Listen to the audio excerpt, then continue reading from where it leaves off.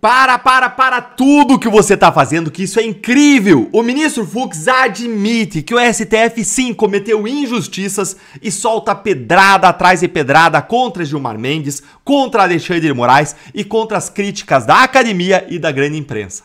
Então para o que você tá fazendo aí, que eu tô em choque com o que aconteceu hoje no Supremo Tribunal Federal e você também vai ficar. Porque foi mais do que surpreendente, foi inédito, foi avassalador, foi esmagador.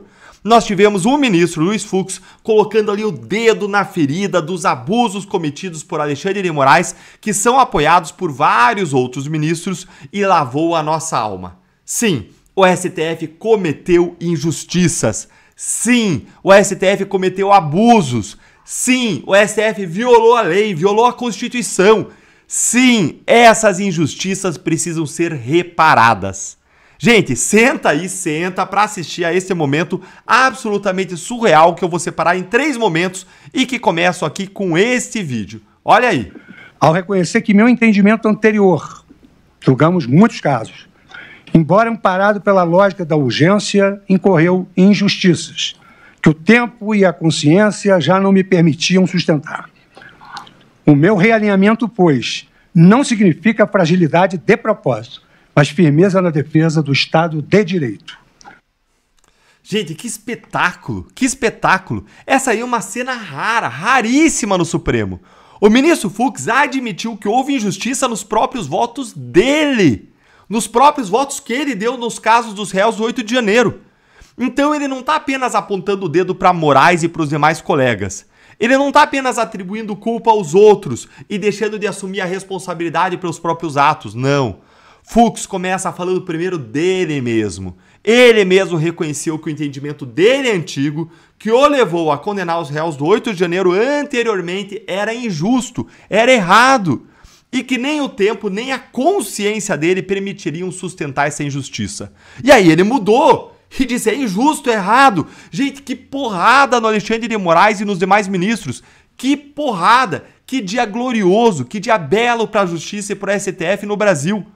Isso aqui, gente, é emocionante, é bonito de ver como um ministro que tem brio, honra, dignidade, humildade como Fux é capaz de sozinho nos lembrar do brilho, da honorabilidade, do orgulho que a nossa Suprema Corte deveria ter, deveria representar para todos nós.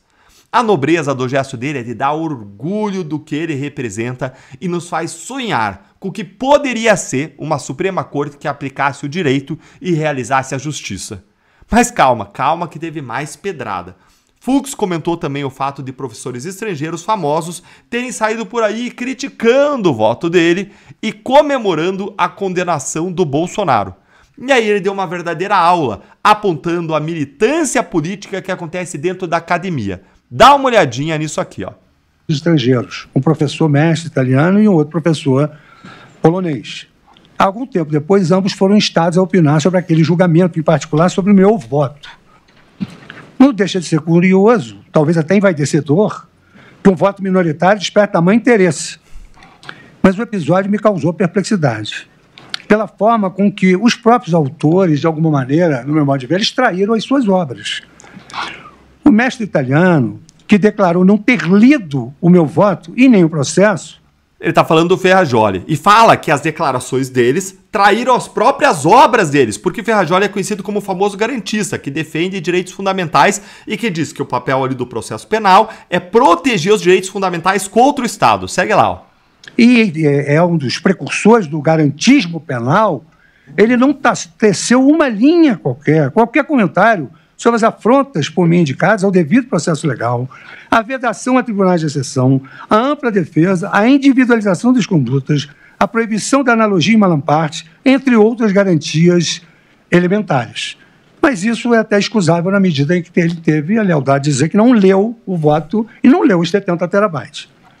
Já o professor Tchevorsky, que se diz um teórico da democracia e, evidentemente, também não leu 70 terabytes, ele não se incomodou em nenhum momento com as restrições à liberdade de expressão e outros direitos fundamentais apontados por organismos internacionais, conforme citei no meu voto, cuja leitura declarou ter feito. A contradição de ambos, no meu modo de ver, é explicada por isso. Não conhece a realidade brasileira, não leram o processo que eles se arvoraram a comentar, e o que ainda, no meu modo, é mais constrangedor. Porque nós, professores, temos cuidado, nós todos temos a mesma titulação, somos professores catedráticos, temos livros escritos, e é preciso comentar quando se lê, né? O voto e as suas observações, ali, que com elas não concordo. Eu, com quase 5 décadas de magistério, e sendo professor catedrático, porque essa denominação é antiga, considero lamentável que a seriedade acadêmica tenha sido deixada de lado por um rasgo de militância política. Prestou atenção? Prestou atenção nisso que ele acabou de dizer? Até anotei aqui para ler para vocês, ó. Considero lamentável que a seriedade acadêmica tenha sido deixada de lado por um rasgo de militância política. Que pedrada! Ele colocou aí o dedo na ferida da militância política da academia, na doutrinação que acontece nas universidades em que professores de esquerda se deixam cegar pela ideologia. Algo muito parecido com o que acontece na grande mídia, que tem muito também de militância cega da esquerda. Caracoles, hein, ministro Fux? A gente já gosta de você. Olha, não precisa nos convencer a gostar ainda mais não, viu? Que show do Fux, que incrível!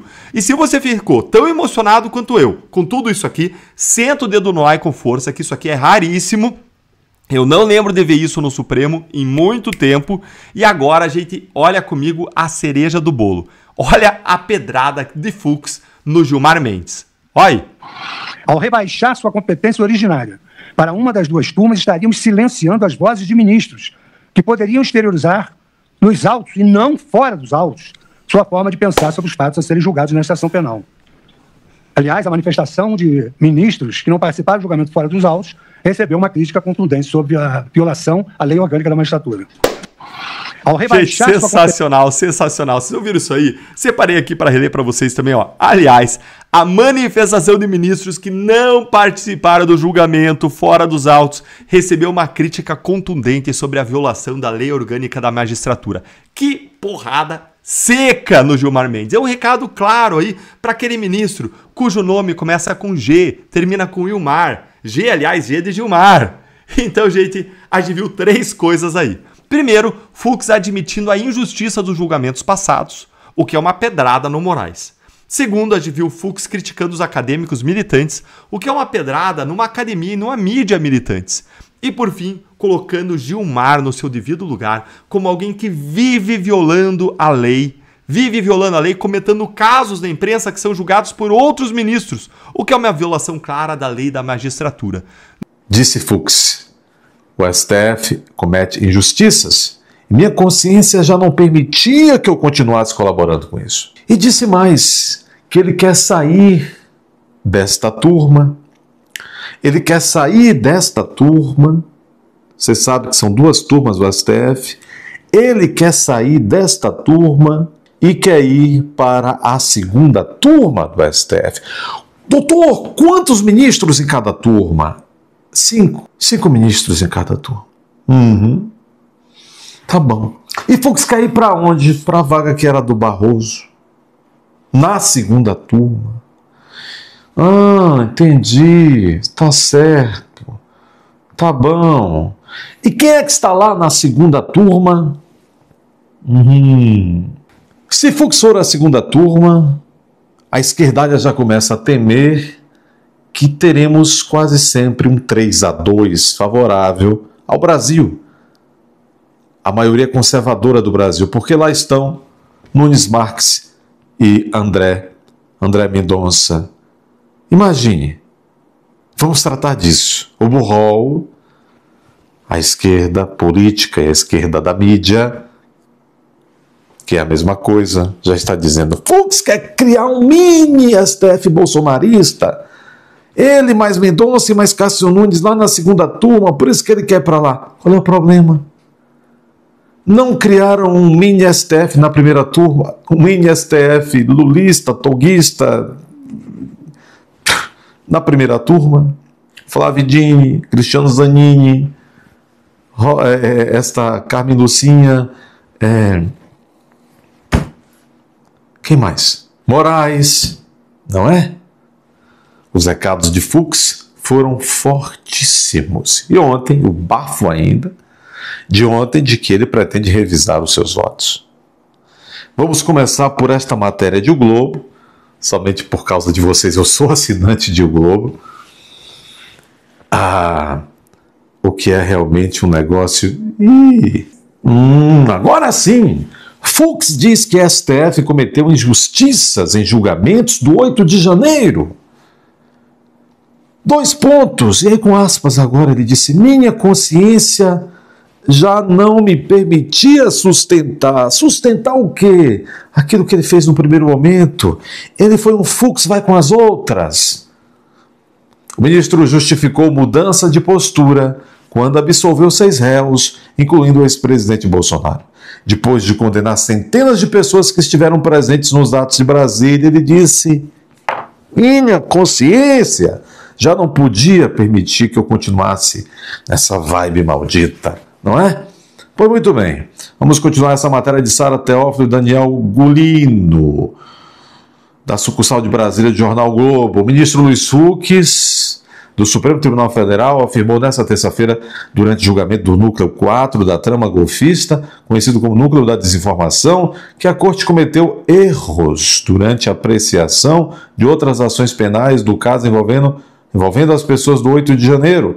No início do seu voto, Fux fez uma fala de justificativa da mudança de sua postura, quando, depois de condenar centenas de pessoas que estiveram presentes nos atos de Brasília, absolveu 6 réus do Núcleo 1, incluindo o ex-presidente Bolsonaro, e aí continuou absolvendo, inclusive absolveu todos hoje, pedindo anulação, inclusive, desse núcleo. É porque o Gilmar Ferreira Mendes, a Lei Orgânica da Magistratura, proíbe que um magistrado, um juiz, inclusive os ministros do Supremo, que são nada mais nada menos que juízes, proíbe, só que Gilmar, ele se acha acima de tudo quanto é lei, né? A Lei Orgânica da Magistratura proíbe que juízes dêem opinião sobre os votos do outro, sobre uma sentença do outro, um acórdão, etc., uma decisão monocrática de outro. E o Gilmar Ferreira Mendes estava... inclusive brigaram os dois no cafezinho do STF, o Gilmar dizendo: o voto do Fux é uma incoerência, não sei o que, aquilo outro, e o Fux veio e justificou isso. Meu entendimento anterior, disse o Fux, julgamos muitos casos, embora amparado pela lógica da urgência. Está dizendo que foi a fórceps, está dizendo que um tribunal muito bem pago, que é a última instância, está julgando a fórceps. Está julgando eu não posso falar a expressão porque aí nós vamos nesse tempo de democracia relativa, não é?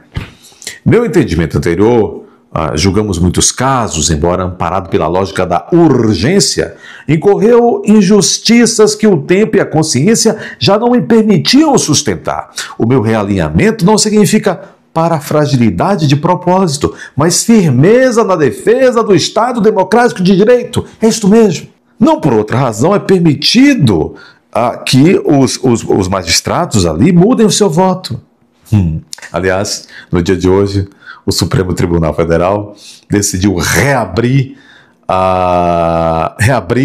uma investigação contra nada mais nada menos do que o presidente do maior partido de oposição, que é o PL, o partido de Bolsonaro. Abriu-se novamente, agora às vésperas da eleição, de novo, está começando tudo de novo, uma investigação contra o Valdemar da Costa Neto, por tal, não sei o que, da trama golfista. Meu Deus do céu.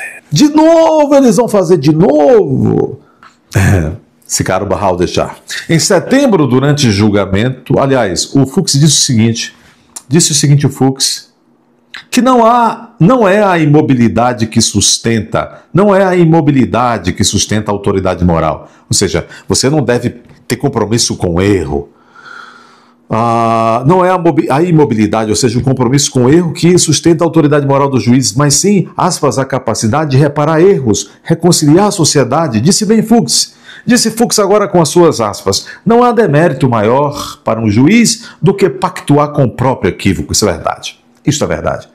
Porém, Fux, alguns já nasceram equivocados. O magistrado não deve buscar a coerência no erro, disse Fux. Um recado arrasador. e destinado a muita gente. Em setembro, durante o julgamento do núcleo principal da trama golpista, Fux foi o único ministro da primeira turma a votar pela absolvição de 6 réus, defendendo durante 9 horas de voto a condenação apenas do general Braga Neto, ex-ministro de Defesa, e do tenente-coronel Marucci, ajudante de Jorge Bolsonaro. Muitas pessoas, e para nossa vergonha, pessoas do mundo do direito, ministros do STF, advogados de modo geral, juízes, promotores e jornalistas fizeram chacota do voto do Fux, não pelo conteúdo, mas pelo tamanho do voto do Fux. Ora, vocês ficavam babando as botas dos votos esquisitões de 3 dias do Celso de Mello. Vejam, hoje eu estava mostrando, inclusive para uma estagiária, como eram. Mostrei um vídeo, como eram os julgamentos do STF há 15 anos, há 20 anos. Bons tempos aqueles, hein? Os mais antigos, então, bons tempos aqueles. Eles debatiam de verdade. Quem sabia o direito eram os ministros e não os assessores. O Imbecias está indo agora para o STF, eu não acredito, provavelmente vão mandar o Pachecuzão primeiro. Mas hoje quem? Imagine, quem sabe o direito são os assessores, não são os ministros. O voto de Fux representou uma reviravolta no entendimento até então. Embora tenha adotado divergências pontuais em relação às penas aplicadas a envolvidos nos atos do dia 8, nos últimos meses, o magistrado vinha concordando com o voto do relator, o Alei de Moraes. E aí Fux partiu a fazer críticas aos colegas, porque vinham criticando-no muito. Então ele partiu a criticar. Vamos nos deliciar com algumas verdades fuxianas, né?